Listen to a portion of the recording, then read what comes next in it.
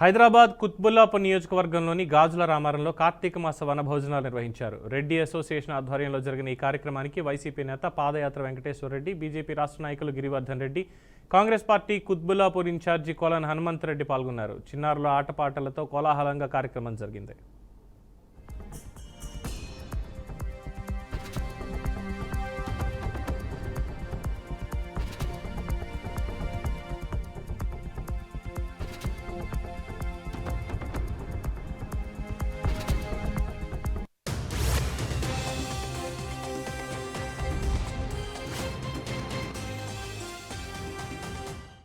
కార్యక్రమాలు ఈరోజు భారతదేశ వ్యాప్తంగా రెడ్డి జాతి అనేక చోట్ల పలు కార్యక్రమాల్లో 10 మందికి అన్నం పెట్టే కార్యక్రమం, అందరినీ కలుపుకొని వెళ్ళి ఆకలిగా ఉన్న వాళ్ళకి అన్నం పెట్టడం, ఆపదలో ఉన్న వాళ్ళని ఆదుకోవటం మేము ధర్మంగా పాటిస్తూ ఇది తరతరాలుగా యుగాలుగా కొన్ని వందల సంవత్సరాల నుంచి మేము ఈ మా రెడ్డి జాతి కార్యక్రమాన్ని కొనసాగిస్తుంది.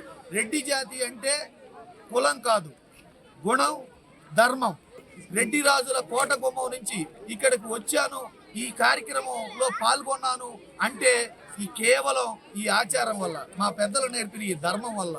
వీళ్ళందరినీ కలుసుకొని 10 మందికి అన్నం పెట్టే ప్రవృత్తిలో నేను కూడా భాగస్వామినైనందుకు నేను గర్వపడుతున్నాను. అంతెందుకు, ఇక్కడ జితేందర్ రెడ్డి సోదరుడు, ఈయన నాకు తోడపుట్టలేదు.